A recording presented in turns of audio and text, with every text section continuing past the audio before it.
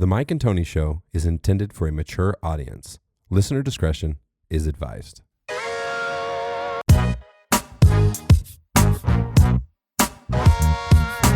I just literally say whatever the fuck I want. This is Jordan Huey. I'm a singer-songwriter. Just kidding. And you're fucking with the Mike and Tony Show. Or take 202. Either way. It's 217. Episode, yeah, there you go. Very smooth. Episode 217. We're in the new digs. We'll spare all the drama. We'll just keep it moving. How was your week, Pierce? It was busy. Busy AF. Was in the office today, like I was telling you guys before. Office days are always just like the longest days ever, man. Because I gotta drive all the way downtown. I gotta get a parking spot, and then walk to my building. Go all the way up to the 22nd floor. Work. How many days you go in the office? Just once a month. You shut your mouth. I thought you were going to say once a week at least. Everyone driving to work every day hates you right now. Just so you know. We got an awesome guest this week. You want to introduce our guest? Yes, this is Kendrick Kennedy. He is one of the owners at 212 Performance Gym, and himself too, a very strong athlete as well. Thank you. Yeah, I had to drive to the office today, like I do 6 days a week. 6 days a week. But I only live 2 minutes away from there. So Yeah. You'll see me in the summertime taking my e-scooter to the gym. It's hilarious. You know? I'll be passing up some clients on there. Wait, why aren't you running to the gym? Say what? Why aren't you running to the gym? You know, like I got to save some of that energy for those long training days. So, I got to save some of that energy. That's why. Yeah. Keep that mic right in front of you if you could. Yeah. There you go. Oh, listen to that voice. See, this guy's Hello. naturally made for radio. Yeah. You can hear it. So, being an owner of a gym, what got you interested in the first place? You know, I don't think there was a time in my life where it was like, I would definitely want to be a gym owner one day. But I think the story goes back to kind of what got me into fitness. And I'm going to try to make it as smooth and short as possible. We got all night. Yeah. Awesome. Hour and a half. All right. But when I first went to college, I went to college for business. Did my 2 years at JUCO and at NJC Sterling, Colorado. Yep. 2 years business. I'm German, so I have family roots in Germany. Oh, wow. And after those 2 years, I wanted to go to a German university and study and continue my business education. I lived in Germany for quite some years before that, before I moved back to the United States. So I moved back to Germany, wanted to get into university out there, didn't get in. Went back to my local basketball club that I played with, wanted to play basketball. Tore my ACL before the season started. Oh. And the president of the basketball club approached me and asked if I wanted to become a coach for Little League basketball. And I was like, yeah, I would be interested in that. And that kind of sparked the interest of working with athletes. And that kind of put me back in my research mode, sports performance, training, and I came across UNC, University of Northern Colorado, and their exercise program that they offered. So, fast forward, moved back to the United States 2 years later after living in Germany, working out there as a waiter, like really, just looking forward to this moment of being back in the United States. Went back to school there. My roommate in college, he was big into lifting, started going to the gym with him all the time. And then my second roommate, he was actually a trainer, and he got me interested in personal training. So after graduating, I went into the training business, started at 24 Hour Fitness, and that's where my career was at the time in 2013. So after graduating, I became a trainer at 24 Hour Fitness and met some awesome people, learned a lot from these people, and was there for about 5 years. And, after 5 years of being there and continuing to educate myself and getting smarter, it was time for me to do my own thing. And that's, I got in contact with Tyler. They've already had their business, him and two other owners. And I slid in there as a trainer, contracted trainer first. A year later, I was able to buy out one of the trainers out of his shares. Wow. And became an owner in 2019. right before the pandemic. But it was a great learning experience. So how did I get into becoming a gym owner? It's this long story of how did I tear my ACL? How do I? This one person just approached me and talked about this opportunity to become a trainer, and this whole life that I imagined of being a guy in a suit, living in sitting in an office, making millions of dollars, shifted in that moment. And now I'm a gym owner, helping and changing people's lives. And it's crazy how faith works like that sometimes. And I truly feel that this is my calling in life. Oh yeah, being a gym owner, being where I'm at now. And who's to tell if I don't tear my ACL, I play basketball, I eventually get accepted into the university and then go to school out in Germany, if I would be happy with my life, right? Yeah. But I can truly say in this moment that I absolutely love what I do. That's the best. That's a theme in all our guests, I'd say, Pierce. It is.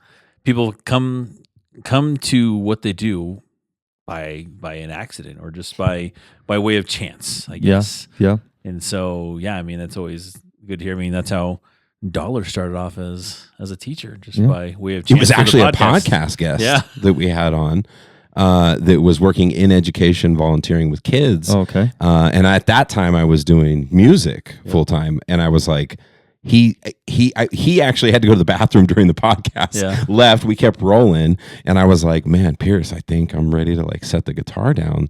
And I had been scared. I actually wanted to be a teacher when I was a lot younger, but I never did it because I didn't stick with college. I was like a super straight A student all through college, and then I fell apart my fourth year. I was just tired of the whole system, and I became a gypsy, Pierce. I was wandering the country, doing whatever I wanted. With the flow, yeah. But then when I was hearing him, I was like, dude, I gotta just go back and finish. So I went back, finished a bachelor's, got a teaching license, and just kept going. Got a master's in education, and just loving it. And same as you, man. I wake up every day excited to do what I do because it feels good. But for years I wasn't on that path at all. And you're like, oh, I wish I did it at a younger age.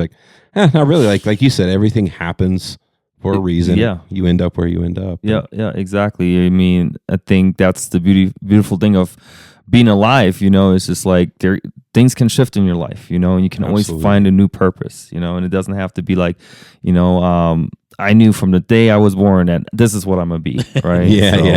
Or this is exactly where I'm gonna be. So it's a beautiful struggle, I like to call it when you have to embrace the struggles along the way and the paths that you go, and that just makes you who you are today, So you have probably some crazy stories to tell people before you became a teacher, and that makes you even more interesting. So that's cool. Yeah, very, and sometimes too, you do things you don't like.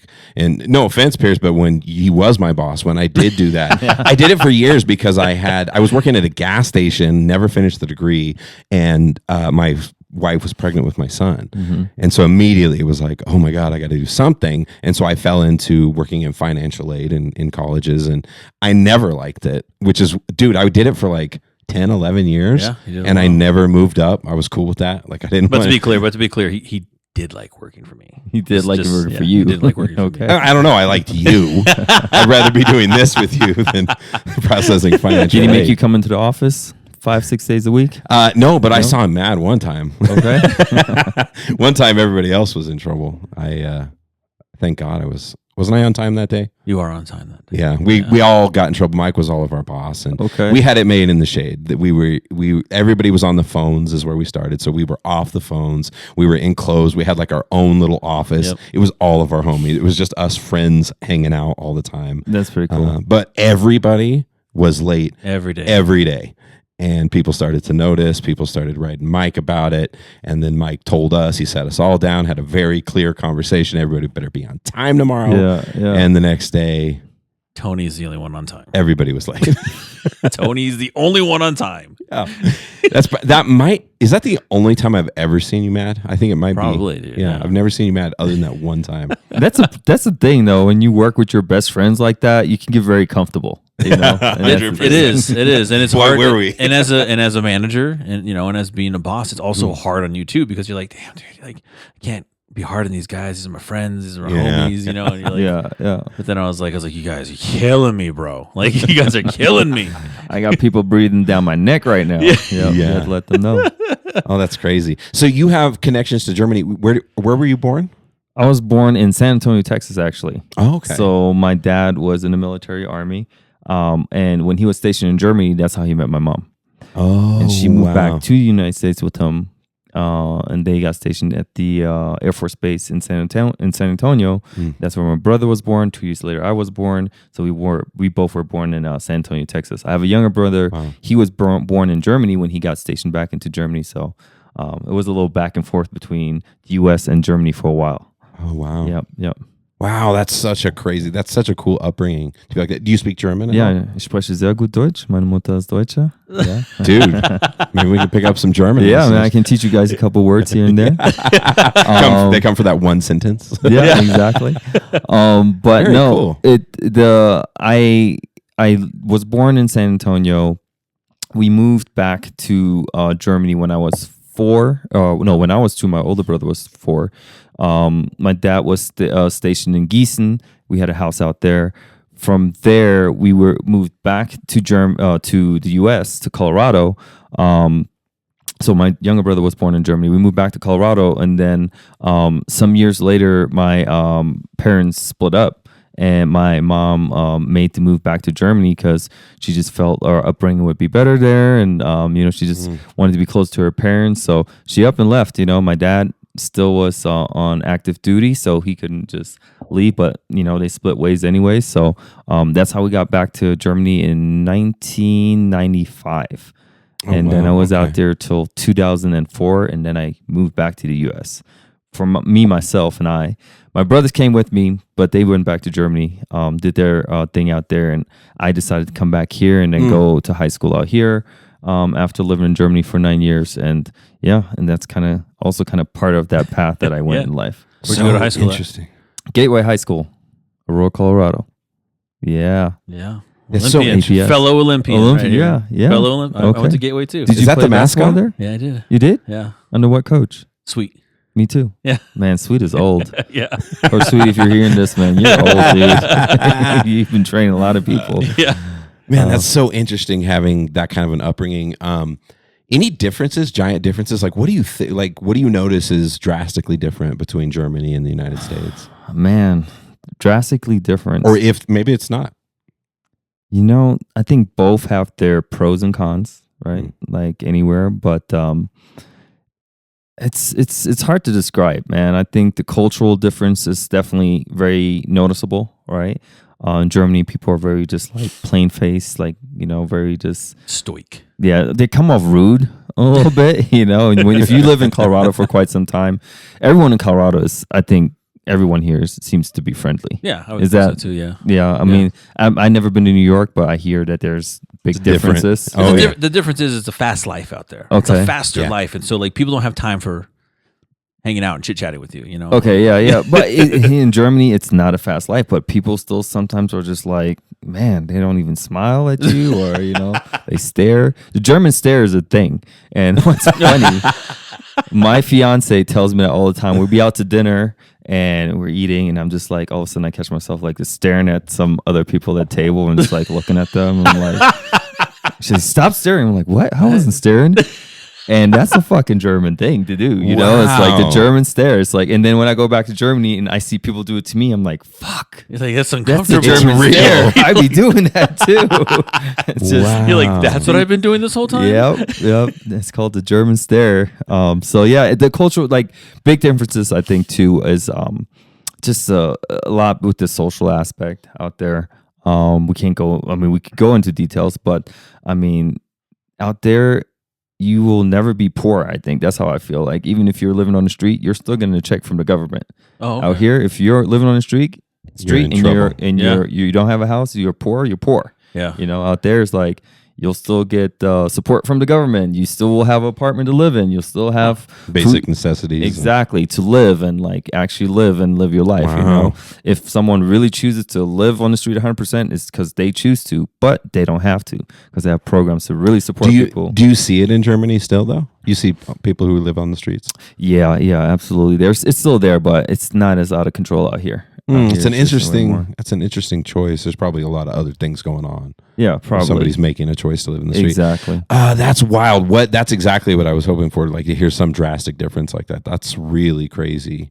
Because it's a problem here. But I suspect Germany's more aligned probably with the rest of the world compared to the United States well, I guess I can't say the rest of the world, maybe the rest of the Western world, as we say, or whatever. Europe. Yeah, sure, Europe and United States. Yeah, just because in other places, I definitely throw out Europe, right? Mm-hmm. Like taking care of people is just part of what we do. Yeah, exactly. There's definitely there are more giving in that aspect. Yeah. And then out here, like, it's really hard to get by if you're broke. You're broke. Sure. It's really I've been there. No way to put it. It's like really hard to get by out there. Yeah. They will still give you chance after chance, and if you apply yourself, you can still make a good living out there and do something with your life. And I think that's a plus of Germany, but it also can backfire a little bit too. Like, with the way they're giving out that money, freely like that, and so that was my next question. Is that a big problem? Yeah, it is. But I mean, do I know a very detailed, like in details, how that is affecting the country? My younger brother probably knows more, and my older brother because they live there. But it has become a problem out there for sure. So I mean, there's a balance, sure, you can do too much of good, and then at one point it's going to be people like take advantage. Yeah, people will start taking advantage. They'll figure out the loopholes, Yeah. right? And and that's what's happening out there right now. Also, I was telling Dollar, like, I've been to Frankfurt and I've been like the Greece and like some other European countries and in China. I've been to China too, and I feel like other countries, like, here in the United States, like, there's people that smoke, there's people that like vape. And I feel like Europe, they smoke. Oh, they smoke a lot. Oh, yeah. Like in their airports, Dollar, they have a smoking section, bro. Right? It's like a glass fishbowl, and you can just see the smoke being sucked up in there, like as they're in there smoking. Just that's wild. It's wild. Did you see the difference in cigarette packaging too? Oh yeah, in Europe? Like they have like graphic pictures of like literally someone dying with their chest open on the table, and people are still buying the packs. Like, oh, smoking. I'm like, wow. Yeah, it's just it is crazy out there. The smoke aspect. When I was coming back from Frankfurt, they smoked so much. There was a guy on the plane smoking. Oh really? Yeah. Was he vaping? He'd go to the bathroom. Oh shit! And he'd I remember you talking about this dude. Yeah, he'd go in the smoke and come back, and everyone was like, as he walked by, was like, "What the fuck? He smells like a cigarette, dude! Like, what the hell?" And like, so people were like starting to notice because he'd get up like a few times. It's a long flight, right? Yeah. And then like finally, when the stewardess came over and like started speaking German to him, and you can tell, and he was like, so he's like, not me. I wasn't doing it. Everyone knew he did it. Oh, bro, dude, he was coming back every time just smelling like a cigarette. Oh, yeah, he was addicted for sure. And so it was like, I was like, geez, dude. I was like, can they just like, because I think you can get like super fined. You can get fined, like $5,000, right? Something like that. Something crazy. You could get banned from the airline. But they were like, they love their cigarettes in Europe, bro, and in China.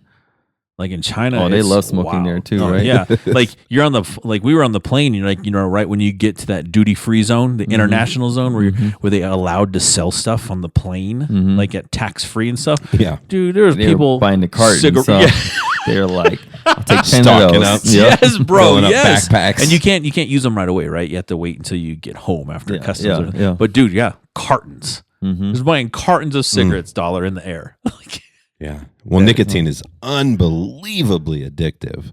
It is. Right. And it's expensive too. And it's crazy to see the dollar amount that people are spending on it, even though it's still going up. It's ridiculous. They will, smoke cigarettes over eating food. The people that are really addicted. And I used to work at a gas station, so we sold a shit ton of cigarettes. That was one of my favorite things, though, was seeing like the different types of cigarettes. Smokers. Yeah, and I try to guess them when people would come in, and I hadn't seen them before. Marlboro. That old fucking grimy, carpenter dude. He's like 66 or something. Once comes in, big fingers, like all dirty, paint on his shirt and shit. Reds. Camel non-filters. Oh, yeah. Camel non-filters. Yeah. Well, that's always still one of my the collection story that I had of Betty and her unique voice. So I used to do collections like in my early 20s, and one of the ladies I called one time, her name was Betty, and she was over like Massachusetts, something like that. And I remember the first time calling her. She's like, hello. You're like, oh, sound like, the Marge's sisters, And she was like, hello. You're like, yeah, is Betty there speaking? You're like, oh my God, okay. And so every week I talked to her and it would be the same thing, right? You're like, I don't have the money, sweetheart. Sorry. And you're like, oh my gosh.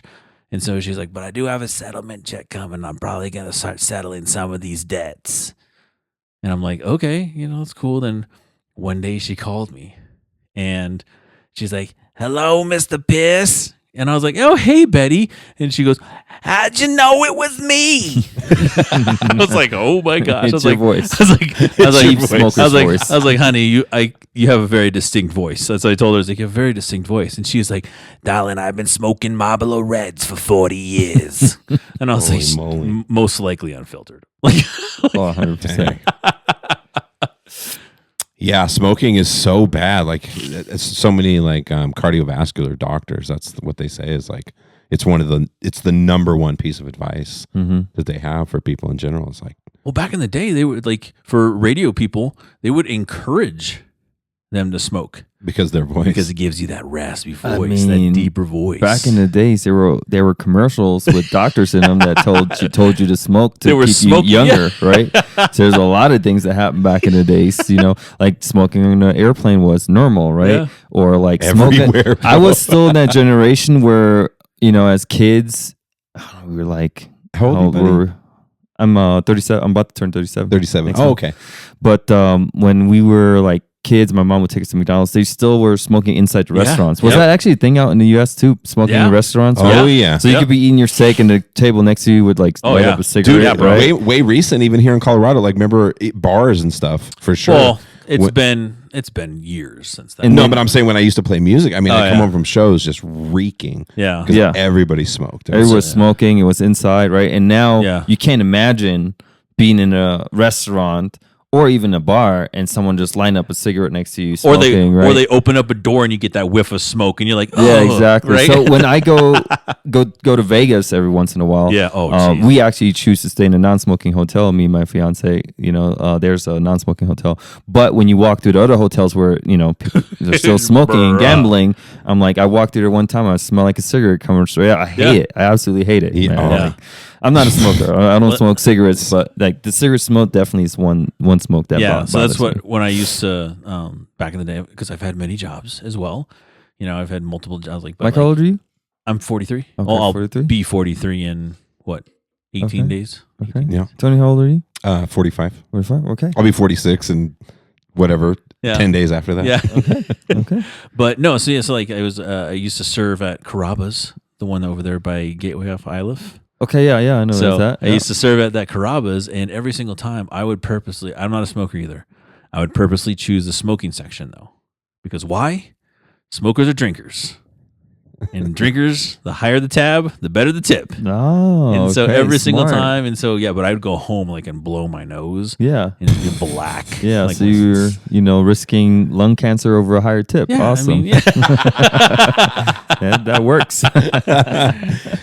Me in my 60s having emphysema now. I was like, well, dude, my upbringing was everybody was chain smokers. Yeah, like I grew up and I've read some of the stats on kids who do grow up with that, just smoke in the house all the time. It's not good. There's so many health problems that come later in life. I have all of them, Pierce. I was falling apart at 31. So no, but it was, for me, I hated it so bad, and I always had long hair. And so when it would just smell like smoke your hair. The worst was when my parents moved to Colorado. So I grew up in California. Okay. My parents moved out here to Colorado, and I moved in with my grandparents for a year and a half, the last part of my high school years.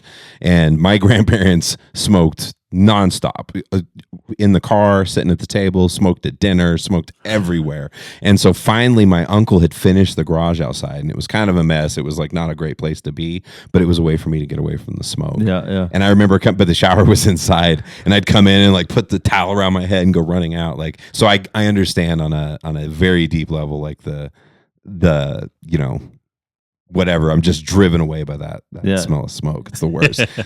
And being that kid in school, and you're like, I smell like cigarette smoke. Damn it. You know? It's the worst. It's worse. My mom used to smoke in the car too when we were younger, and Didn't like that whatsoever. It's like I'm blowing it out the window. You're like, still. It doesn't matter, Mom. I smell it. That is hilarious. But yeah, so definitely like the Europeans are very heavy on smoking for sure, man. The other thing, I was just Googling on my phone a second ago because I was curious. Not nearly as much obesity out there either, right? I guess it depends where but no. I think a lot more people are reliant on public transportation out there too. Yeah. So you got a lot more people walking. That's a big staying thing. active. I never thought about that. When you go, and it's easier the transportation systems are easier out there, but you see a lot of people walking. You see a lot of people going to the grocery store every other day, buying their groceries fresh, right? They always have to tote bags with them. So yeah, I think obesity is less out there, but it is still a thing out there, but not as bad as in the United States, right? Well, where everyone is always sitting for 8 hours at their job, and then they're in their car, and then they are getting fast food, and they're sitting more at home, right? So a lot of sitting, not a lot of like moving around, right? So out there, it's more common to really like to walk to places and like get off the train station and walk to your next bus stop and stuff like that. That's a big part of all those blue zones throughout the world too. Is walking is a big part of life. Yeah. Well, I was going to say, too, the other thing as well, because, like, there's once upon a time I got a wild hair up my ass, and I was like, I want to go to fucking Europe. I'm just going to live in Europe. And I was, like, looking at places, and you're absolutely right. They go shopping, like, almost every day because their kitchens aren't like our kitchens here. Like, we have massive kitchens in the United States. It's stupid. Huge. Right? But, they're like, they have, their fridges are mini fridges. Yeah. So they don't have a lot of stuff that they keep, like, they have to buy it fresh. Stock. Yeah, so they all buy it fresh. They're going to the store all the time. You're getting prepped for dinner, and so I mean, it's a lot different lifestyle. Small kitchens. It's always this. But another thing too that I noticed here in the United States is, this just happened like a couple of years ago. They just finished the sidewalk going from, which way do you take to get to the gym? What are your cross streets? I take Tucson. You take Tucson? I go past the Broncos training facility, and then you go down the training facility, and then you get on Fremont, and then get on Tucson. Yeah. Okay, so that going up, so you go past that jail, right? And there's a sidewalk, right? Yep. So you go up the sidewalk and you go down. So I would try to walk to work every once in a while. So I just don't just drive for 2 minutes. Like I'll walk, but there's a sidewalk issue out here. So you'll walk. And then it stops. All of a sudden, like the sidewalk stops. I'm like, so did they think people just want to walk to here and then start walking on the fucking street? Turn around. And that's like there's corners everywhere, and they just finished the sidewalk over there. But I'm like, it's the year 2024. Why is there not a sidewalk here? And there's businesses all throughout there, right? Yep. People work there, and I was seeing it every time. Like when people would go on their lunch break walks, they would walk, and then all of a sudden you see just someone walking on the street because there's no sidewalk, you know, and that's the sad thing. It's like we're so focused on building streets out here that we totally forgot. Like we should probably build some sidewalks too, and there's still a lot of spots probably in Denver where or in like kind of these areas where you'll see it like there'll be a sidewalk and all of a sudden the sidewalk ends, and it's like, so you just thought I'm gonna start walking in the mud, right? Yeah, I know, right? Yeah. And it's the worst, man, and it's dangerous too. Yeah, that too. But in Germany, I mean, you get anywhere on a bike, you get anywhere on a sidewalk. There's going to be sidewalk. I remember if it was.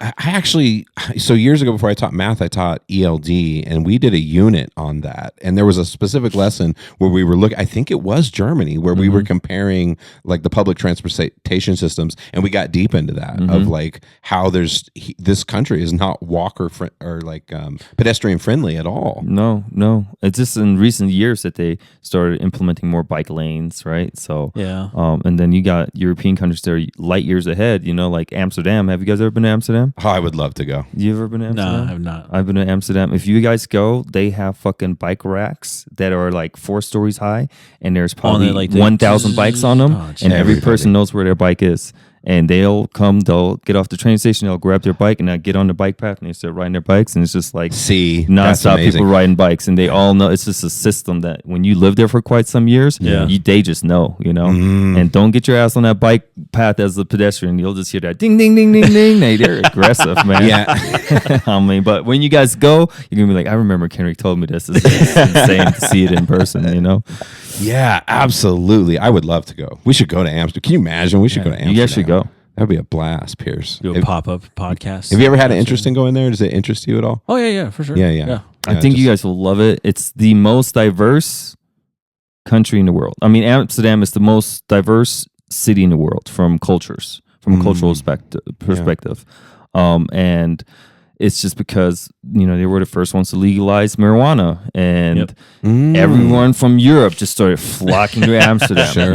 and then also outside of Europe, people were like, you can smoke weed there, you can buy it for, legally, Right. and people would go there, and then people would like settle down there. And next thing you know, you got, all these cross people like having children with the white blonde women, and then the blacks, and like and next thing you know, and that's just generations, and like Just a you'll meet mixed someone culture. out there, and it'll be mixed with like 10 cultures. Wow, that's Yeah. amazing. Yeah, I would love to. I'd love to go out there. Man, I'm still stuck on just thinking that combination of the public transportation, like being able to have that, bike lanes, riding your bike, walking regularly, having a small refrigerator, keep having to buy your vegetables, and stuff like that fresh.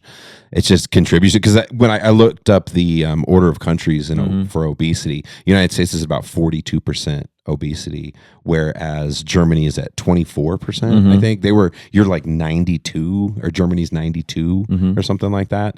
And that's got to be, it's just lifestyle, like our whole lifestyle here. For most European countries. And then you add to it in the United States the quality of the food and like what they're doing with food, how it's just this big money grab that does not give a shit about what they're putting in it. They just want people buying stuff and getting addicted to stuff and all that kind of thing. Yeah, there are certain things that we put in food here now that are actually banned in European countries, right?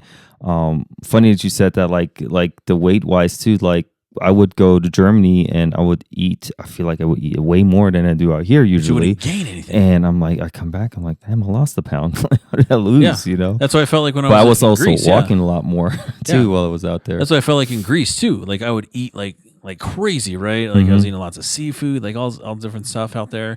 And the same thing, I'm like, oh, at the end of the day, I'm like, I'm so full.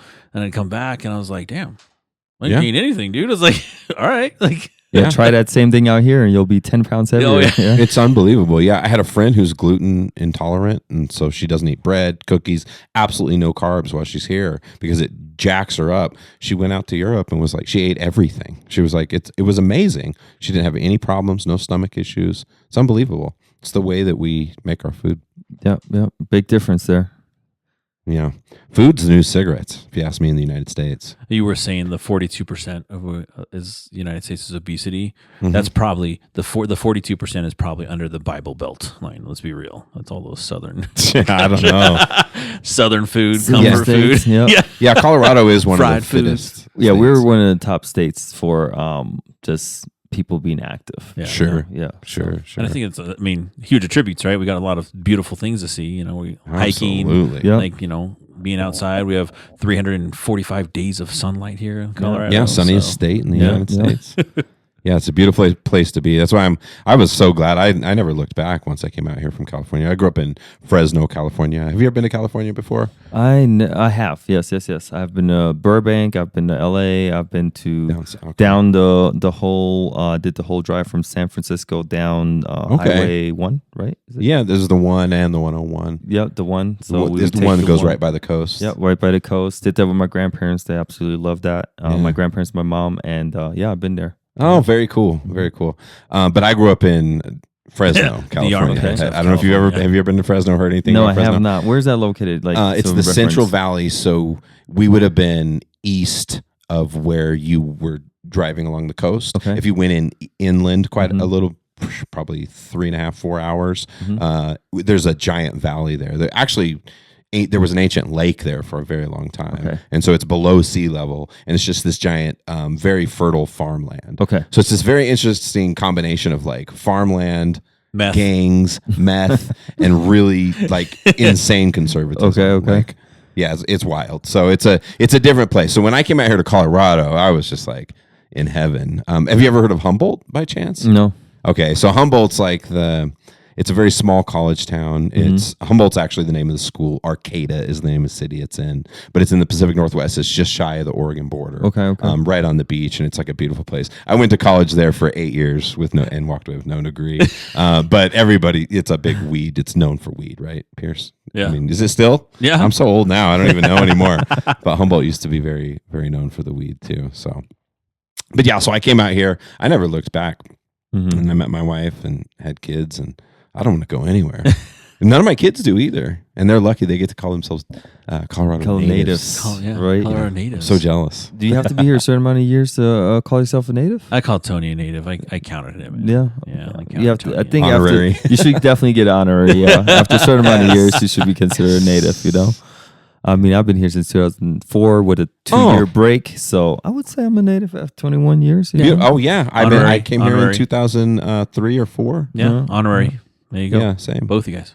Very cool. Oh yeah, that's interesting. No, we're talking about the obesity before. Yeah. Okay. Yeah. Tying that into what you do, like as a fitness trainer Yes. and personal trainer and stuff like that. Like, what are the challenges you see when you're like training somebody that's like that likes their food, basically? That's a really good question. You know, I think the biggest challenge is the mental discipline that has gotten lost over time, and you know, like controlling bad habits, because, or you know, just really figuring out, like, I need to really figure out the person, what's going on, and I like to look at all aspects of their life, like what movement are they doing, like, because you can have someone that loves their food and look absolutely freaking amazing, you know, but they also work out a lot, right? Yeah. So, but the challenges with people that are really like at the point in their life where they're very, I would say obese level and like unhealthy ranges, right? It's the lack of motivation to like be disciplined in that aspect of eating healthy, moving more, right? But also then having that feeling when you do too much of bad things to your body over time, it just compounds, and you do it so often, it just becomes a natural feeling, right? Yeah. That when they start exercising, that's definitely not a natural feeling, right? But, or when they start moving a little bit more, when they get off their butt, you know, sitting 8 hours at work and then sitting more at home and just eating junk food and eating bad foods, right? That's just what their body's used to, right? But then have to switch that in their head and find that mental discipline to like, okay, I need to do more of the good stuff, and that also has to like accumulate over time, Yeah. right? That's something I need to teach these people. Again, it's like, look, you've been like this for how many years? And, you know, like, I've been doing this for the last 8 years. And, you know, that's why I'm like, okay, so, well, let's try. You have to just go step by step with them, right? You just can't throw them in there like, here's a diet plan, eat this, right? But which is what everybody wants, because everybody wants like a super quick fix. Exactly. And then that's where I explained to them, like, your body didn't get like this over like just a few months, overnight, right? yeah. So I don't know why you think your body's going to be like this over a few months, right? But I guarantee you, if like you go the first couple of weeks and you go a month and you go 3 months and you do that over and over again, and you go for your full first year, you're going to be a totally different person, right? You're already going to be a different person after the first month, right?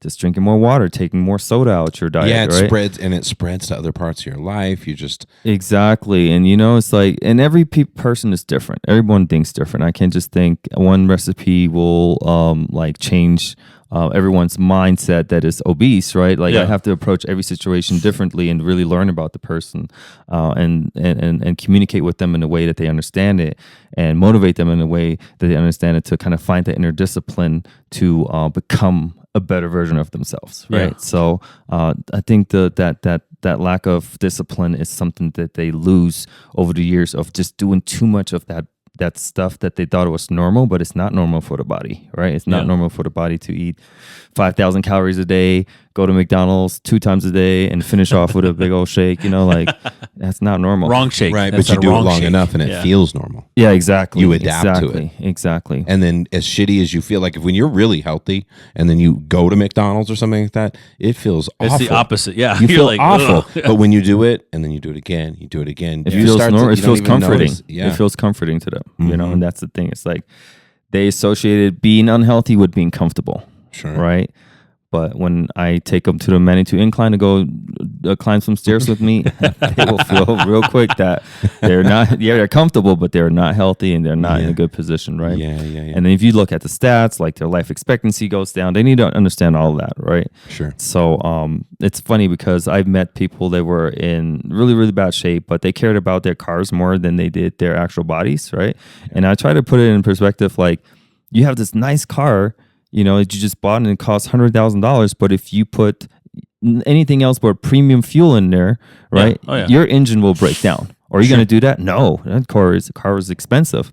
I'm like, well, your body is a premium car, you know, think of it that way. And if I tell you right now, you need to stop putting this shitty fuel in your body because it will break down eventually. You got to go into the shop, which is the doctor's office, over and over again and get all kinds of prescriptions, right? That's going to happen. You know, it's like the association of like my body is not as important as this object, right? That just is mind blowing to me. That is still happening nowadays, you know. But so. Yeah. Well, and I think, like you said, there's this habit that builds up.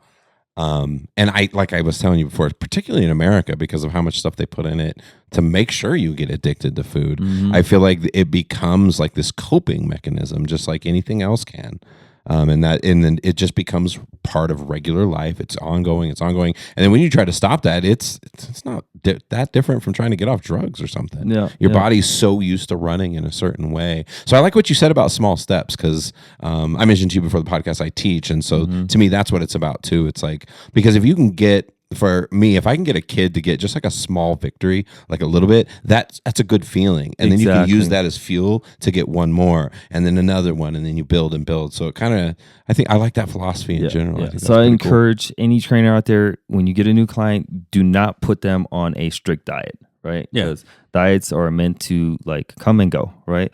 But instead teach them, like, see what they're currently doing and start making changes to that. Change right? one or two things. Two things at a time. Look, we're going to replace pop with more water, right? We're going to take, enjoy the fast foods that you still, but let's replace one of those meals with one of these, right? And then slowly build healthier habits again, right? And then give these victories to them, like a week over week, right? Because that's what happens when people make that transition. Sometimes they become like the craziest fitness nut you've ever met, I've seen that happen with people. Yes. I had clients, they came to me for help and they started become their own fitness business and have their own fitness business now. Dope. So it's pretty cool to see that. Yeah, that's dope. Sounds like a really fulfilling career to me. Oh, it is. It is really, I'm blessed to do what I do because, like being able to see someone's life change from where they were at and to make them just that person that is a better person for themselves, first and foremost, but like a healthier dad, a more confident person, right? Someone that just, feels great about their body, but also just mentally can just like accomplish more throughout the day, people are dealing with depression. All of a sudden it's just have that confidence. They don't have that anymore, right? Sure. So I've seen it all in my career, and that's definitely a very fulfilling thing. Yeah, absolutely, man. Good for you. What's the future look like for you? Do you see yourself just kind of doing this for? Yeah. I mean, I absolutely love what I do. Being a business owner and being a personal trainer and having my own training business, it's absolutely. I love what I do with such a passion that I don't think I could ever stop. Even if I get to the point where like I don't have to work anymore, I always tell myself that I think I'm gonna still have some clients that I want to go see on a weekly basis and train and be in it, and maybe take on a new client here and there. I'll have my diehard clients that I'll be like this for the rest of my life, until they, ever want to leave. But I know I have some lifers, right? Thank you for being with me all these years. But it's just something that I'm truly passionate about, that I don't think I could see myself like just walking away from it one day. Like I want to do it when I'm in my 80s. Truly brings you joy. In my 90s, and like be out there and like maybe take a trainer that's, just started off to like a new level of in their career, stuff like that. So if it's not training people anymore, it's going to be teaching trainers to become better trainers, or teaching other training businesses how to become more successful, right? So I think the future right now is it's continuing to build what we have. We're planning on expanding here in this year and getting bigger.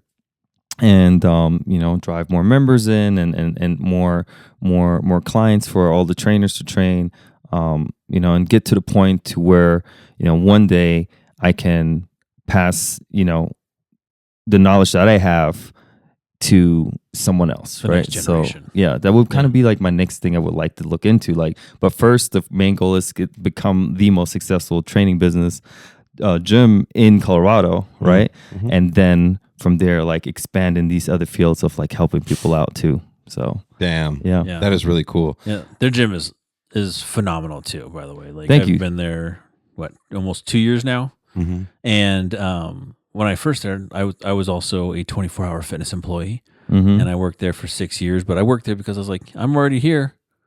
Like, I might as well get the free membership while I'm here too. So I'd work out for a couple hours and just go work for like a couple hours again.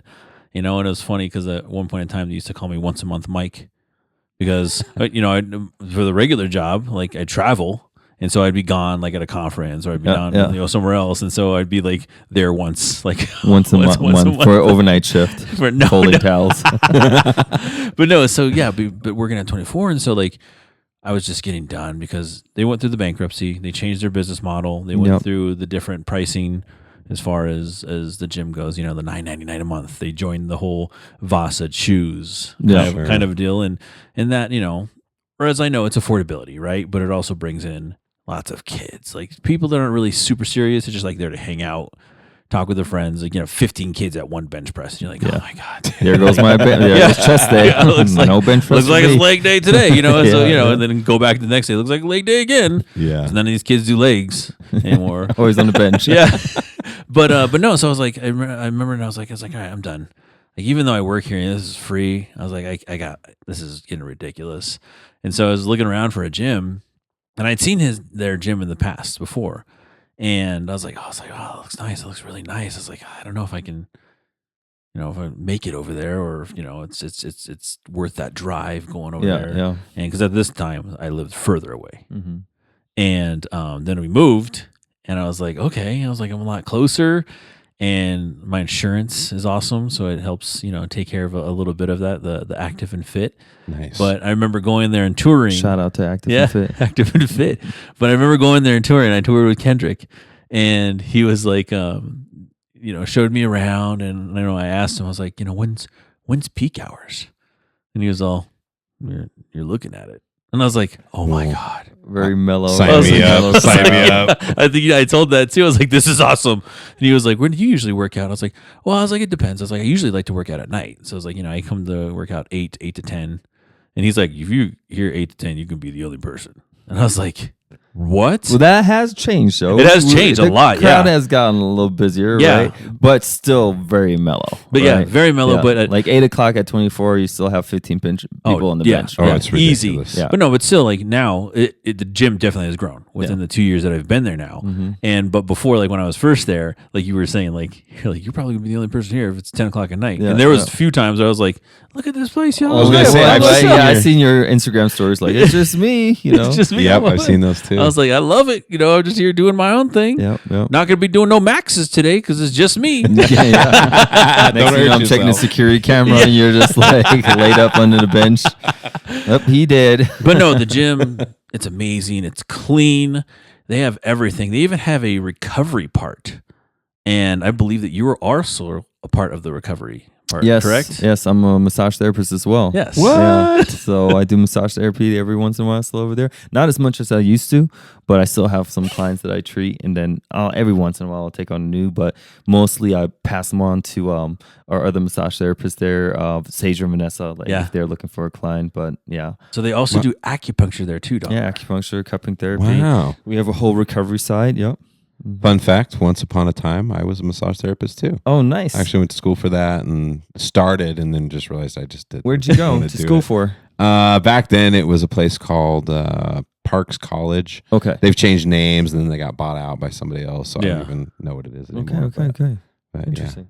Yeah. But yeah, Nice. but so like I was saying, continuing with the gym is nice. They have a sauna. They have an infrared sauna, which I love. Yeah. Oh. They Which we're trying to upgrade to a Sisu sauna. Okay. Hopefully. The ones with the hot rocks. Yeah. For water. And, Oh, those are and then badass. they also have some cold plunges, $1 We're you cold have plungers. cold plunges at the gym. They have those big barrels. We have the ice barrels, so not the self-cooling ones, but Yeah. I guarantee you go right out there right now. You can. Oh, get yeah. a good Oh, ice oh wrap yeah, in, right. Oh yeah, for sure. I got one in the backyard. We plan on getting the self-cooling ones. Yeah. So that's the next step. Well, they're Also coming an down in investment. price now.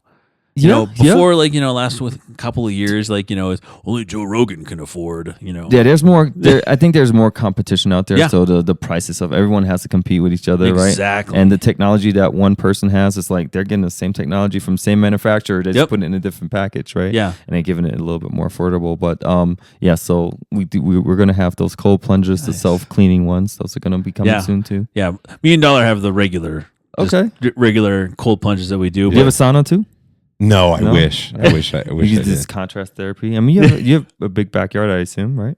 No, it's actually not. It's surprising. Well, It's a patio. square footage, it's big, square but it yard, wraps around. It's like this super narrow L shape. Okay. But no, yeah, maybe I don't know. I've thought about that. There's ones you can do inside. I know JD used to do the. He had a couple of different options. There's the sweat ones that you can do. Yeah. Those they're basically converted ice tents that they put like a little sauna unit in. Yeah, and it does the same thing too, but it's a wet sauna, not a dry sauna. No, I am a giant fan of cold plunge, and I love Colorado in the winter. It's so nice because it just stays freezing. But it can be a challenge in the summer because we have the same kind, right? We just The amount of ice you have to buy to cool it down, or yeah. Oh yeah. Well, it not per dip. It's not bad, but I try. You want to do it 3 or 4, probably at least 4 times a week. Yeah. Depending on how many minutes you do, because 11 minutes, I guess, is what most of Per week, the science so far shows. Yeah. But yeah, during the summer it gets really warm. But I have an ice maker, and then especially I'm a teacher, so during the summer I'm off, and I'll just make ice around the clock. And I bought these on Amazon, these ice bags, and I just fill them up and put them in the freezer outside, and then just dump a bunch in there. Okay. Because buying it is crazy. Yeah. Like if you did that 4 times a week, and it's like You broke. It's like $4 a bag. it adds up. Yeah. Absolutely. No, but the I like the cold plunge in the wintertime because you just leave that bad boy outside and take Break a the ice sledgehammer open. in there, and there's that one video that I have on my Insta that was just hung out for 12 minutes in there, and it was like which 30, is insane. 33.3 degrees. That is cold. Just hung out for 12 minutes. Yeah. 12 minutes. You're Wim Hof, buddy. What are you doing over there? Came out, I'm all red. Yeah, and it's funny how your body adjusts to it. When you do it regularly, it becomes not a big deal. And then if you mess up and you take too long off, and then when you get back in there that first time, it's like you're starting from scratch. You're just Your body goes in survival mode. Yeah. So how I adapted to it, we've talked about it before. Fell in Love with the Girl by the White Stripes is exactly 2 minutes long. I remember this. It's exactly a 2-minute long song. Okay. And so what I used to do when I first started cold plunging, I was like, okay, I'll listen to this song. And it's exactly when it starts, I'll jump in, and when it's done, I'll jump out, right? And then I got to it, I was like, all right. I was like, I can do another. I bet I can do another song. So you'd sit in there and let it go 2 songs. And then I got to 3 songs. Then I got 4 songs eventually. And then it was up to the point where it was I got to find a new song because listening to Fell in Love with a Girl 6 times in a row. So are you still doing them regularly, regular right now? Yeah. Yeah. Okay. I definitely have to get back into it, guys. I haven't done them in a while, but I will. Yeah. What I have to confess, what I've gotten lazy with is that I don't remember. I used to always do my head. Well, you don't do your head though. A lot of people don't. But for me, it feels so different if when I first get in, I just dunk my head completely and get wet and then sit there and chill. And if it's super cold, I'll grab a beanie and put it on afterward.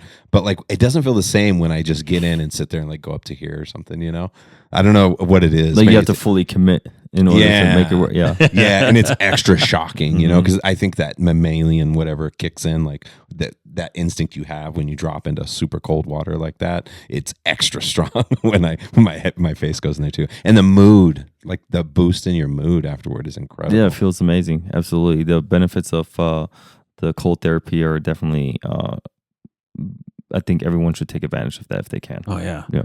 I used to live my life perpetually sore. But when you do cold plunging, it's ridiculous. It's instant. I will do a heavy ass leg day, and then 2 days later, jumping into that cold plunge, you're just gone. It's the only reason I'm still playing basketball. Yeah. There would be no way with my knees and everything, but it just speeds up recovery. Because as you get older, there's nothing you can do sometimes. Like some of that stuff just slows down. Yeah. Like you need a little bit more recovery time. And because I told you my basketball plan was daily. Yeah. And I was going to do an hour a day. I can't, buddy. Like I'm too sore. And so I need at least one day off, if not two. Without the cold plunge, forget it, once a week. So his goal, Kendrick, Tony's goal is to dunk a basketball before 50? Before 50. Before 50. Which is a crazy goal. It's just for fun. I just really want to do it because I played basketball all through elementary, middle school, started in high school, and then quit playing. Okay. But I've always loved basketball, and so recently, just to change it up, I just wanted to like start playing again, and I just fell in love again. And so I was just like shooting around, and I'm not like in a league playing or anything like that. I'm just trying to get cardio exercise in and playing basketball, and I've always wanted to dunk, and I never could when I was younger, but I never really worked on it. I never intentionally put effort into it. And so I'm doing that. I've been doing that for a little while now. By 50, bro, I'm going to... That would make for some good social media content. You know, you just record that journey. Yeah, I should. My goal to dunking at age 50, never could dunk before, you know. I think that would be super dope. That would be dope. Start putting that on my Insta. Yeah. Jumping, whiffing the net. Showing your jump. Yeah. This is how I started, you know. How did I go from this to this, you know? But no, you got to work on your jump mechanics then, man. You got to get on those plyo boxes. Your plyometrics have to be on point. You know, strength training, obviously. You know, stability. Like you got to like cover every aspect of getting into that jumping shape to dunk the ball. You know. Yeah. Jumping with a ball in your hand too. You know, just not jumping on boxes, but holding something in your hand while jumping on boxes. Yeah. You know, like coming off a dribble. Yeah, something like that. Things like that. So I think you could do it. You just have to dedicate the time and focus to it. That is such a tough thing for me. Like I'm going to make strides this summer, I feel like, but when I'm working, it's insane, man. Like the hours are crazy. Like I'm going to turn on Instagram this summer and I'm going to see a fucking Tony Dollar and one mixtape. It's just gonna be Tony spinning, like dunking, like doing the old Nike commercial where he puts the basketball in his shirt and spins it around. Yeah, you know, it's all for fun. It's just everything. It's just like it's the same as this podcast. Like you got to have fun in life. You got to enjoy it while you're here and do things that you love. That's definitely a theme with everybody that we have on this show. That's a big part of why we bring people on this show is because it's people who just like go out and do something they're really passionate about, because that's a thing in the United States too, right? You add to the food, you add to the sedentary lifestyles. So many people hate what they do, like so many people. And that is just sad. It's sad that so many of us wake up, and I was that guy for a very long time. But if you get up and you love what you do, you make the world a better place. Yeah. Absolutely. You know, absolutely. And we're all different, like we were talking about earlier too. And I think everybody has different abilities, different desires, and we're so quick to like this is the linear pathway you're supposed to follow in life. You know, you go through elementary, then you get your middle school, you get your diploma, you go on to college or whatever, you go do your thing. And it's like, is that really for everybody though? Like having kids was a huge thing for me because my oldest son rejected school from the age of like 4 years old. He just hated it. Okay. He absolutely hated it. And looking back as his dad, you know, it's hard raising kids because you're learning as you go. There's no manual. And sometimes you look back and we pushed him so hard on school. And if I could go back and do it again, we would have figured out something different for him. Yeah. Because I feel like it could be traumatizing for somebody to be in a situation that just doesn't suit them like the way that they are, because and then I guess it comes down to asking like, well, what are you interested in? You know, and then if they have a passion for, you know, I love video games. Well, then become the best freaking video gamer out there. There's money to be made at these, you know, 100%. Video game. What are those? They just professional leagues. Yeah, the professional leagues. Like they're pulling down $1 million checks. You know, sure. Yeah. You know, ditch that math book, kid. Go play a video game all night long. What are you doing here? You're supposed to be on your tablet. What are you doing? Why are you reading that book for school? Go on your PC and play right now. Get your hours in. What are you doing? Exactly. That is the truth, though, right? Even if it's something you love, it's always going to require discipline. Mm-hmm. Every time. If you really want to go to that next level, it's sure to be like, oh, I just play video games all the time and have a good time. Like if our goal was we are going to be the #1 podcast in America, Joe Rogan, look out, it would be a very different situation. We'd have to be doing a lot of different things. Yeah, you got to be very dedicated to that, right? There's a whole nother discipline aspect, to it that comes with it. So, well, I mean, like, find out about the passion. What are you passionate about? I'm passionate about. Okay, let's stay on the video games, just like for example, right? Like, if you're passionate about video games, like, do you want to learn more how to like make them, how they're constructed, all that stuff? Well, there's companies out there that are looking for someone that will work for them, and guess what? You can play video games all day, But here's the path you have to go to get there, and like get them the interest in that, and like. They might fall in love with that, and next thing you know, your kid is working for a top 500 video game company and for running Blizzard, the show. Blizzard Entertainment. It's like here, if you want to do this, here's something you can do that's going to make you happy all your life, And I can see that you have a passion for that. You don't have to go to a 4-year college to actually like. You could go straight to an IT school and learn like the coding and all that. There's no one path. Yeah, no, exactly. no one path. I remember when I worked at an art school and gaming was one of their degrees, like video game design. These kids just come in like clueless, right? Mm-hmm. And it's like they don't understand that it's a degree, and so they come in and they're like, math. What do you mean math and science? I was like, I'm here to design video games. I'm like, yeah, bro, that's part of this. Yeah, you gotta figure out the other parts of this school first, and then you can do your video game stuff. Yeah, it makes sense. Yeah, absolutely. Yeah, but everything's just one foot in front of the other. It's just like back to what you were saying about health. Let's change one small thing, feel a little victory, keep changing things, moving directions. Because I really do think I'm like super cheesy, but I feel like everybody really has so much potential inside them. Like everyone, there are no exceptions. Yeah. Like people, will talk shit about whoever, but there are no exceptions. Yeah. And I think sometimes just the way the world is structured, some people it's really hard to find that and to be able to get that light inside them ignited. Like you said, find something that does light them up that they want to do. And so many people are just drudging through.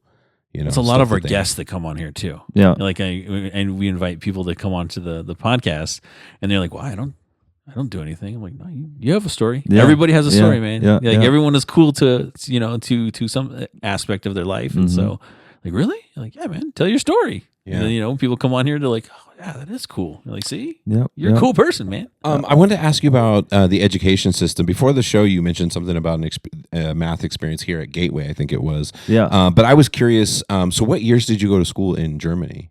I was there my 1st grade through 9th grade.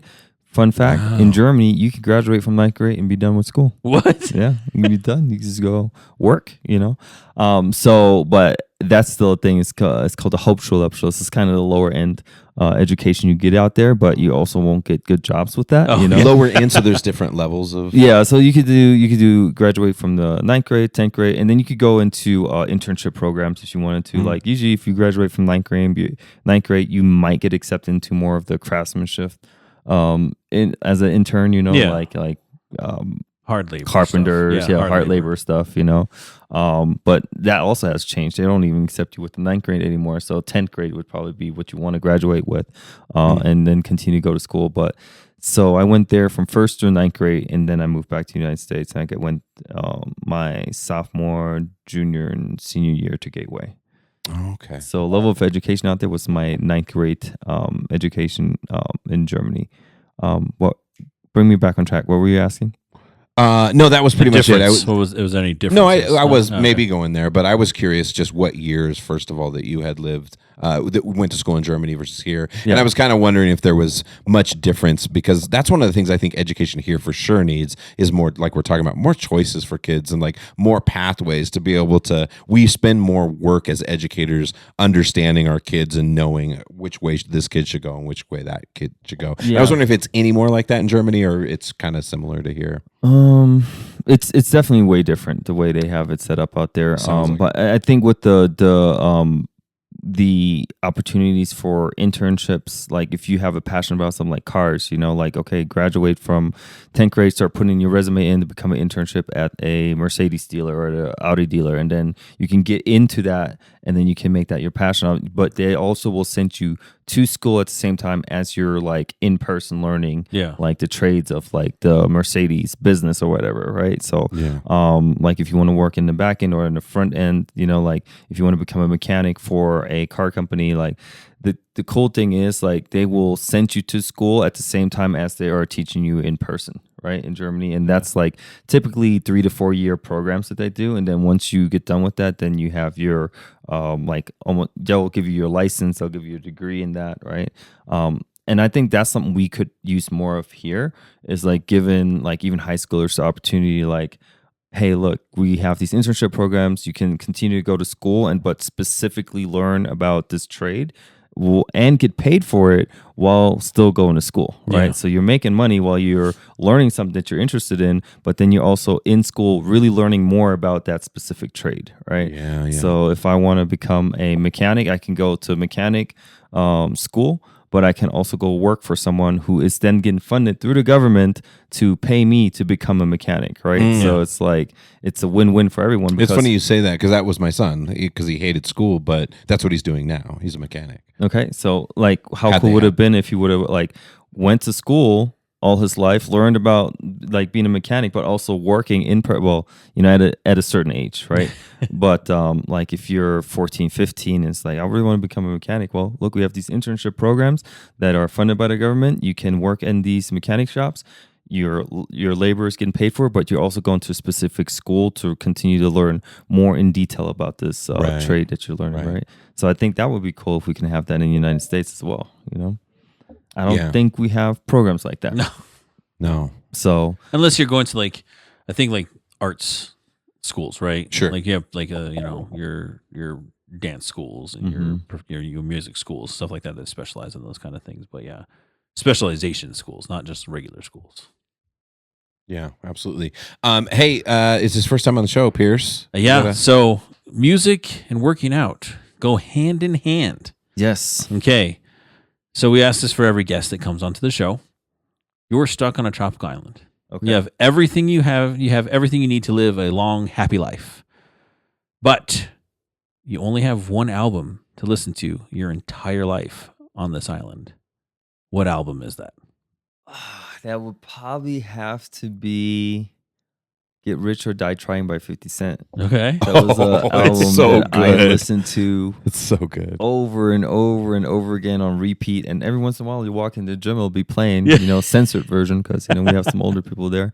But, it's an album that I truly enjoy. It brings me back to a really fun time in my life. A simpler life. Yeah. and it's just something that I could just relate to, and like it's just in all aspects of my life. I love that album, Okay. like so.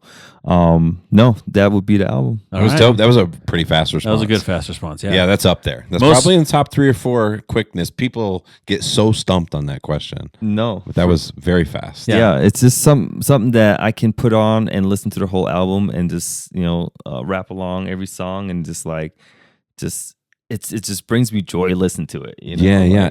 Are you a musician at all? You ever do music or sing or rap or anything like that? No, never. I have a really, really good friend. He's into the music industry and the rapping, and he's really good. I have to introduce you guys to him. Oh yeah, that'd be a blast. Mm-hmm.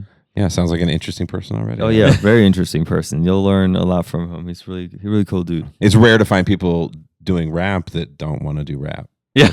You know what I mean? Yeah. And the thing is, like, if you're very passionate about it, you'll do it even if you're not getting paid for it. It's just like your outlet, Yep. He has a nice setup like this, he's invested. He has a nice mic and everything, and he's like really enjoys what he does, and he can not make a dime from it, but he just enjoys like doing it. That's what happened to $1. You have a passion for something. That's awesome, Yeah. That's the purest. I tried to we decided at one point I was going to make music my complete career. And I didn't go to music school, nothing like that.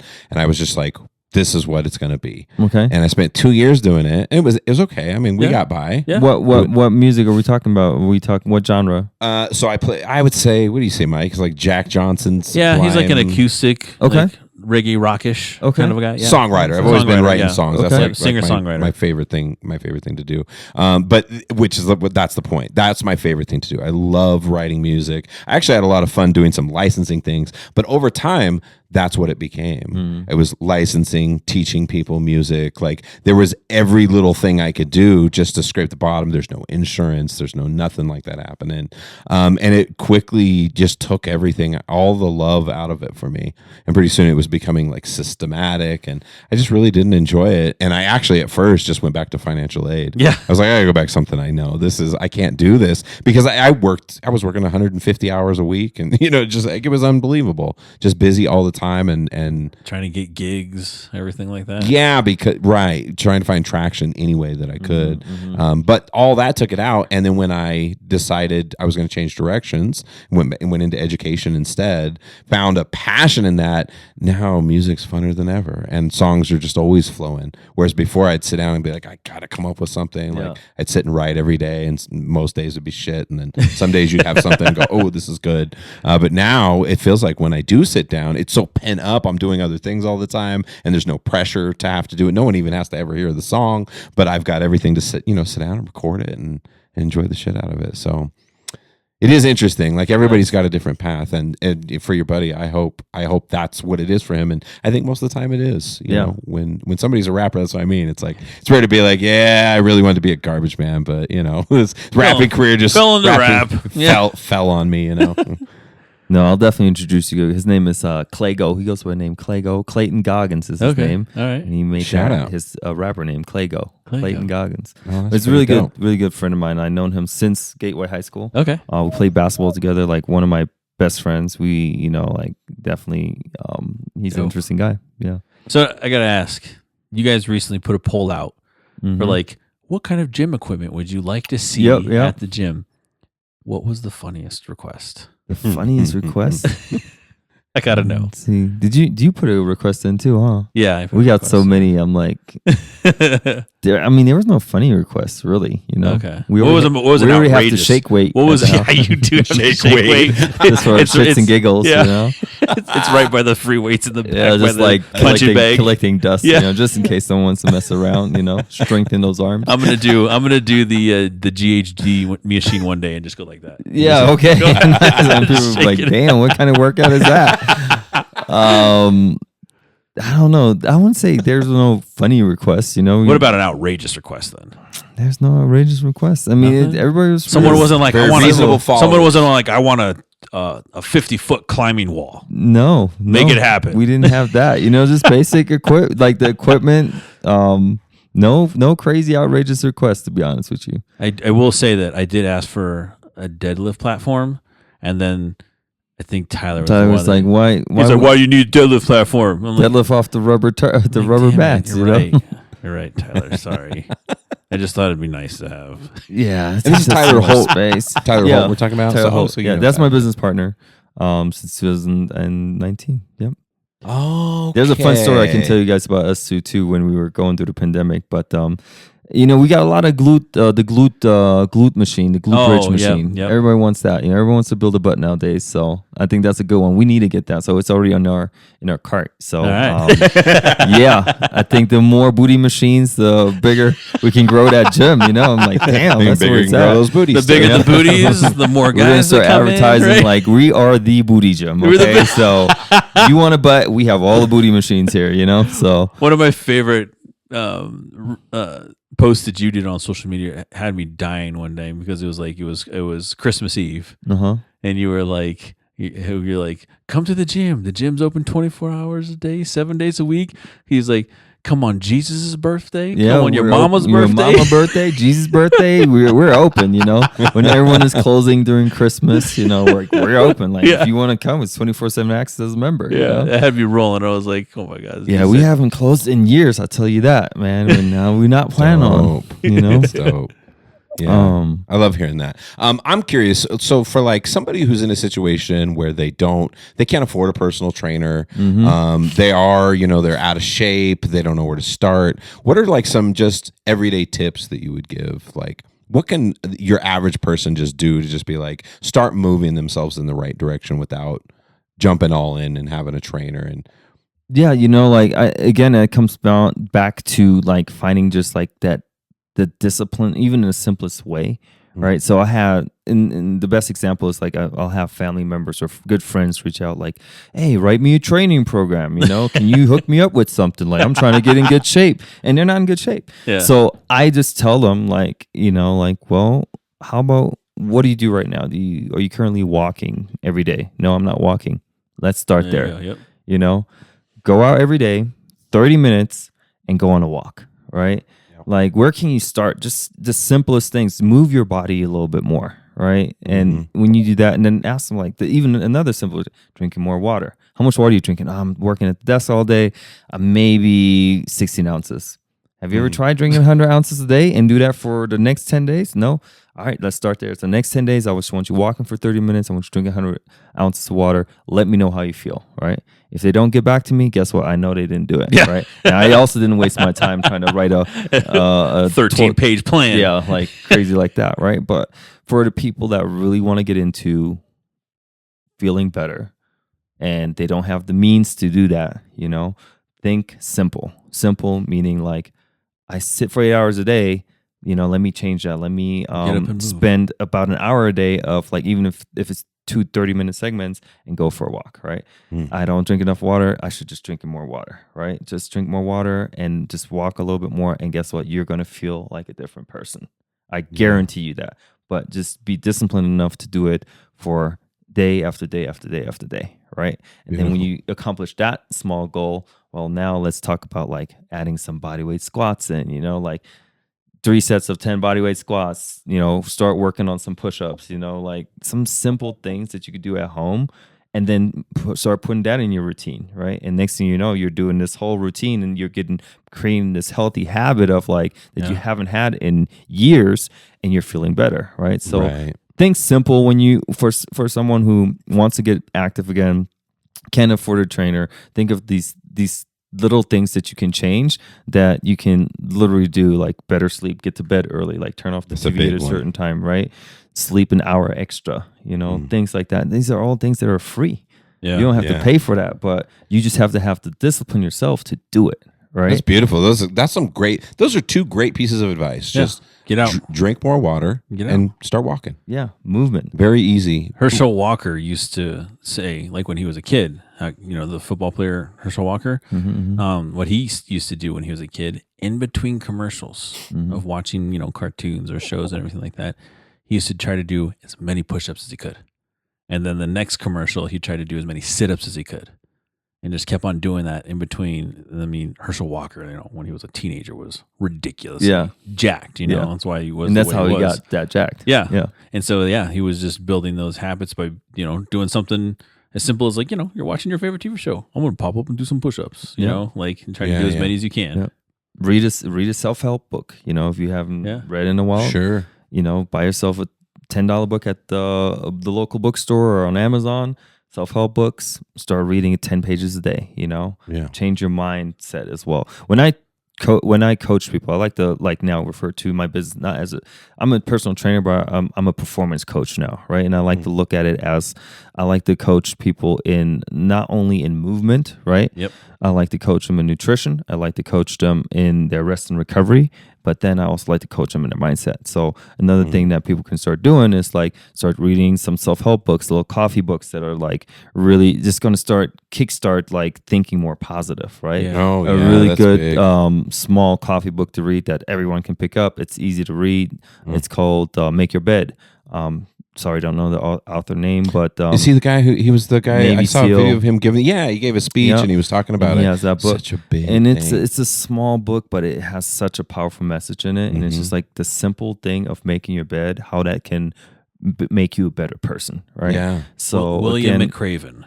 Yeah. Yep. So that is the book I would, if you want to start somewhere with a self-help book and you want to start with becoming a better person, you don't have the financial means to do so, and you just want to start doing little things, start with this little book. Start with moving more, drinking more water. Like these are little things you can do to become such a good person, That would go a really, really long way. Yeah. I know you mentioned sleep earlier. We talk a lot about sleep on this show. Yeah. Pierce and I both sort of are notoriously don't sleep well. Yeah. At all. For me, with you, it's a little different. Like at night, you have a hard time falling asleep. For me, it's more of like I'm working too much. I stay up too late and then I'm getting up too early all the time. And I get into this habit. And so I got the Oura ring to kind of see. It's just made me a depressed person. like looking at when I first saw it, I was like, okay, yeah, it must have been a rough week. Like, oh, it's rough. Another week. I've had this for months. I don't sleep well at all. And I try to do all the things, I not look at technology and stuff, but it just ends up getting so late so fast because I've got to commute. I work in Lakewood. So I've got I got to get up at least by 5 a.m. To be able to get out, and then trying to find the time for the exercise and those things is really challenging. But I don't know if you have any advice for sleep stuff, because there's different types of problems, like you said. It's the same as working out. Yeah. I think every person's different. Their situation's different. The way they think is different. Yeah. I think that's a big one, right? Good sleep is a byproduct of better nutrition and exercising more. So I think you have to look at what you need to do more of first. And I think you said that finding the time for exercise is hard. And I think once you find a weekly routine of your exercises, the way you do with your cold plunges, I think that can already make a difference in how your body wants to go to sleep at night, right? So you're expending more energy. So, so sleep, I think, is one of those byproducts, unless you really have some serious medical issues. It's going to be better again with better nutrition. Mine stretching. Is if I sleep 7 hours, I get good sleep scores. But the truth is, it ends up in that 5 to 6, and then it's terrible. So it's time for me. It's like being able to get to bed, because if I'm going to get up at 5, I got to be really winding down probably a little before 9 and starting to really get in that. But I've got the kids. We've got it's just so much happening all the time. And then on top of it, I'm trying to get work done all the time. I've got way too much work. So I think I answered my own question. I really think you have to get a few things off your plate, right? Yeah. It's like wanting to have your cake and eat it. You can ask all the questions you want, but it's like, if you're putting X hours into work, you're not going to have time to. I'm telling you, Dollar, I'm like a quick charge.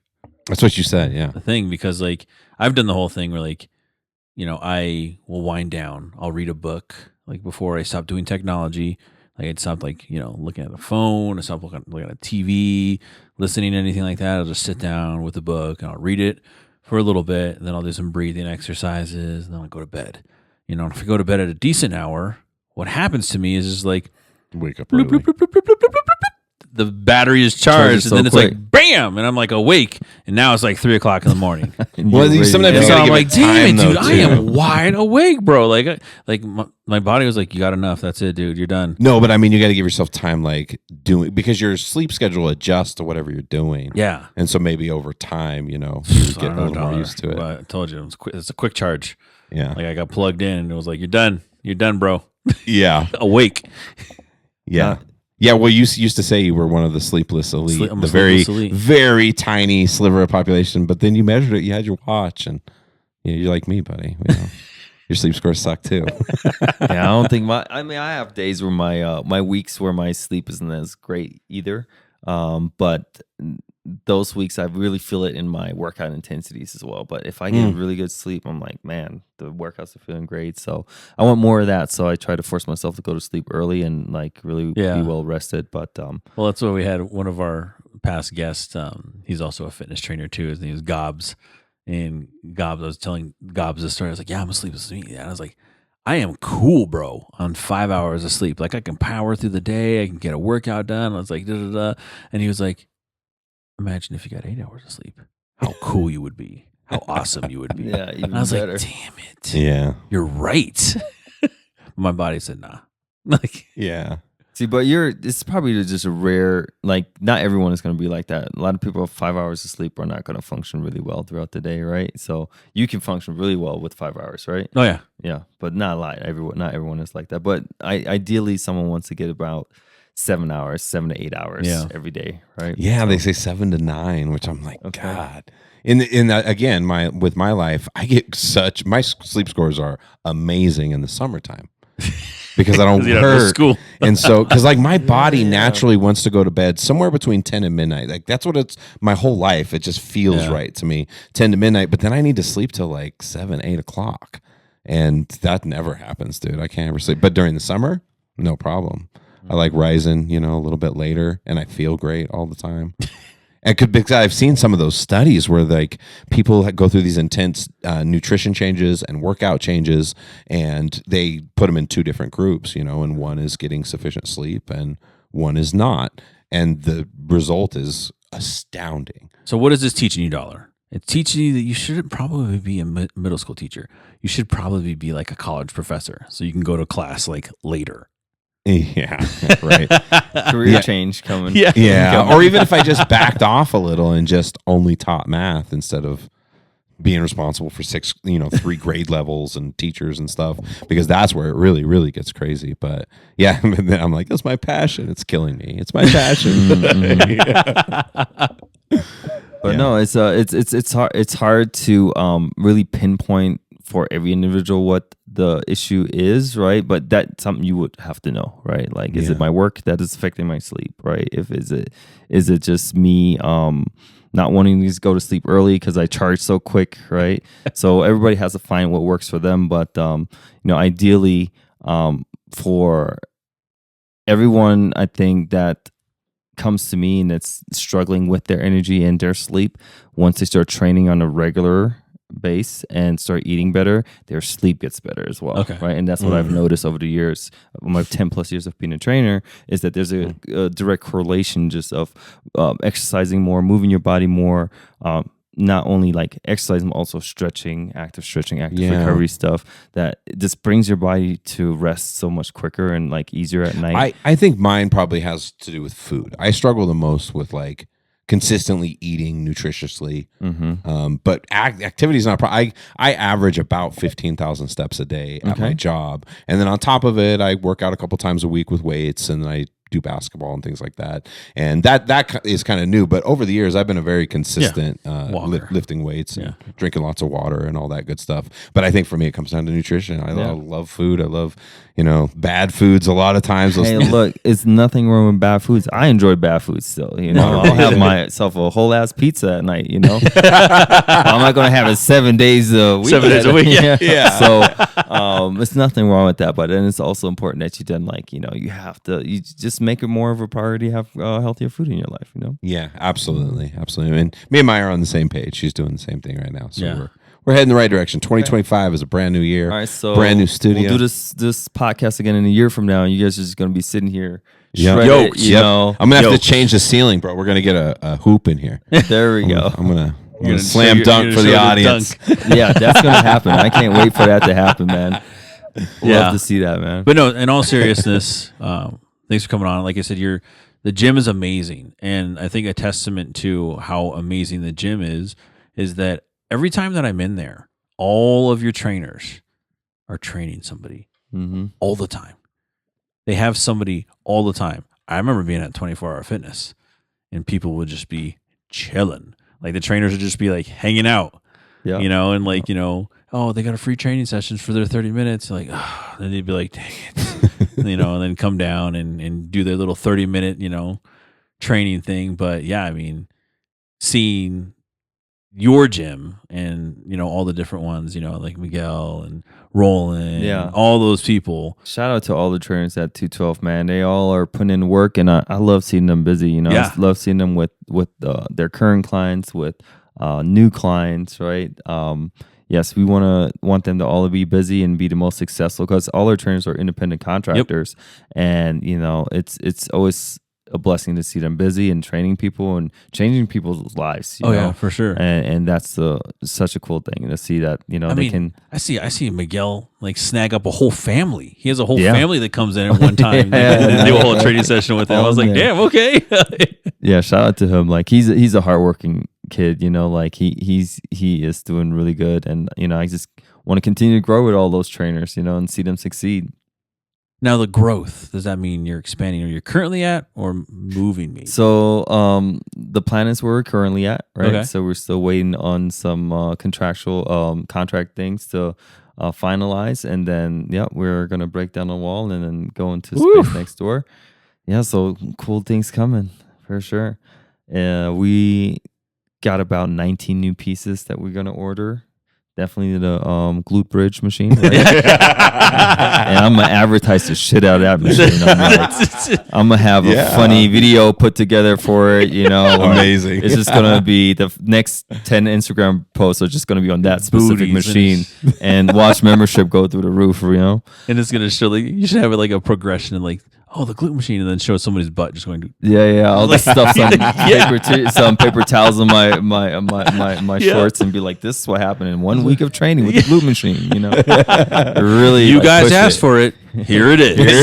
You guys asked for it. I love that. That's nice. That's catchy. You got to put that in the video. Use that. Feel free. That's on the house. But we have good things coming. We're excited. We're excited with the community of people that we have. Like people such as yourself and everyone else that joins our gym. I think one person just asked me. He did a gym tour and he just looked at me. He's like, "What makes your gym different from the other gyms?" I was like, "Great fucking question." And I told him, just full honesty, that. Oh, sure. Are we out? No. Keep going, buddy. The music's just too loud. Sorry. I told them full honesty that what makes our gym different from the others. It's like, I don't want to compete with another gym, but I know that when you come here, you get a community that you won't find anywhere else. Everyone is here to put in work.